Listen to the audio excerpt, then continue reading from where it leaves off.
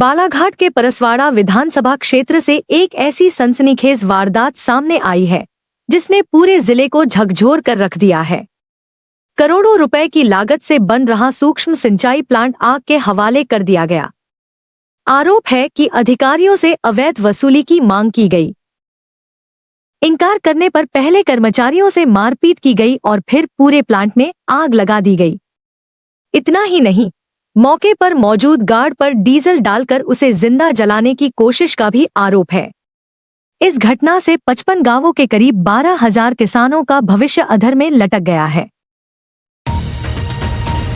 मामला बालाघाट जिले के लामता थाना क्षेत्र के राघोटोला का है, जहां माइक्रो इरिगेशन परियोजना का अंतिम चरण का काम चल रहा था। आरोप है कि 9 से 10 लोग प्लांट पर पहुंचे और अधिकारियों से पैसों की मांग करने लगे। अधिकारियों द्वारा पैसे देने से इनकार करने पर विवाद बढ़ गया। देखते ही देखते आरोपियों ने कर्मचारियों के साथ मारपीट शुरू कर दी और पूरे प्लांट में आग लगा दी। आग इतनी भीषण थी कि करोड़ों रुपए की मशीनरी, पाइप और अन्य सामग्री जलकर राख हो गई। घटना के चश्मदीद सुरक्षाकर्मी सुनील बघेल ने पूरी वारदात का खुलासा किया। उनके अनुसार जब उन्होंने बीच बचाव करने की कोशिश की तो आरोपियों ने उन्हें घेरकर बेरहमी से पीटा और उनके ऊपर डीजल डालकर जिंदा जलाने का प्रयास किया। किसी तरह अधिकारी और कर्मचारी वहां से जान बचाकर भागे। गार्ड ने भुवनेश्वर रजक, राजेश सिरसाम और राकेश दमाहे सहित कई लोगों पर इस हमले का आरोप लगाया है। इरिगेशन में यहाँ पे चौकीदार हैं जी, या गार्ड हैं? गार्ड। कल कैसे क्या घटना घटित हुई है? जी लगभग 11:30 के बीच में अभिषेक सर जी आए थे। इनके साथ में हिमांशु राजेंद्र और अजय बावनी, इनके बीच में बातें हो रही थी। उसी दौरान ये रजक, भीम रजक, नाम भीम रजक है और दूसरा नाम हाँ इनका नाम भुवनेश्वर रजक, भीम बोलते। और उनके साथ में राजेश सिरसाम और राकेश दमाहे, तीनों लोग थे कि और भी लोग और 6-7 लोग गाँव के थे। फिर आए तो क्या हुआ? जो आए और सर लोगों से विवाद चालू हो गया, गाली गलौज दे दिए। किस विषय को लेकर विवाद हुआ था? सर पैसे अवैध मांग रहे जी। फिर क्या हुआ? फिर उन्हें बोले कि अपने से बनेगा नहीं, ये अपना नहीं हो पाएगा, सरकार का काम है। तो उनने गाली गलौज किए और सर मार पीटने लगे। सब लोग सब किससे मारपीट हुई है? सर आपसे मारपीट हुई है? आप पे डीजल भी डाला गया था सर? जी। इस घटना कितने समय की है?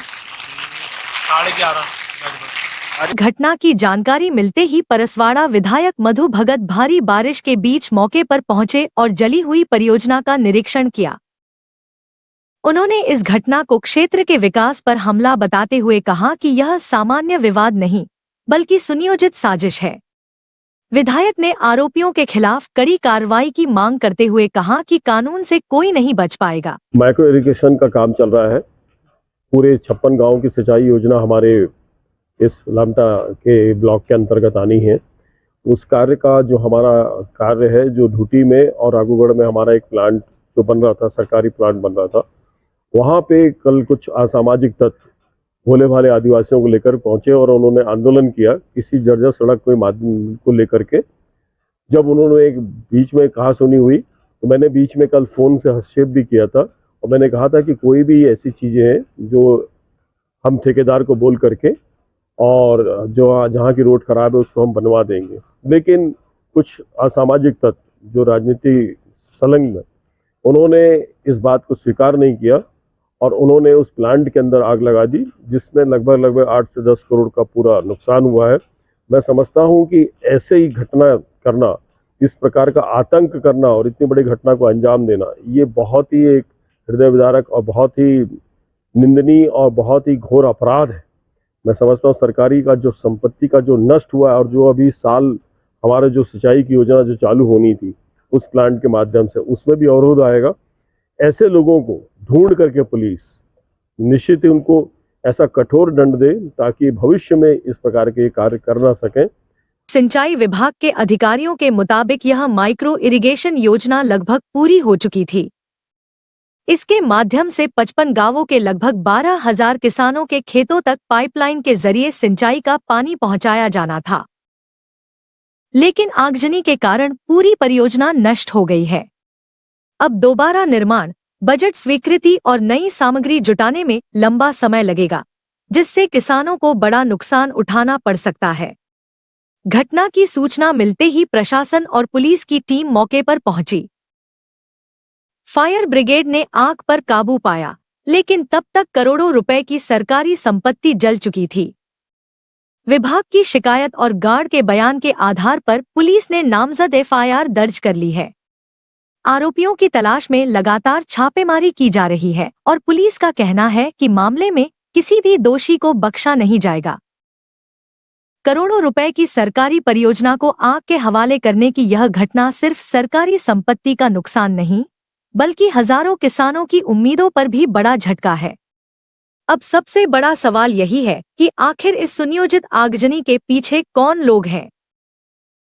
क्या वाकई अवैध वसूली को लेकर यह पूरी घटना हुई और 12,000 किसानों की सिंचाई परियोजना दोबारा कब तक पटरी पर लौट पाएगी? फिलहाल पुलिस जांच जारी है और पूरे मामले पर सभी की नजर बनी हुई है।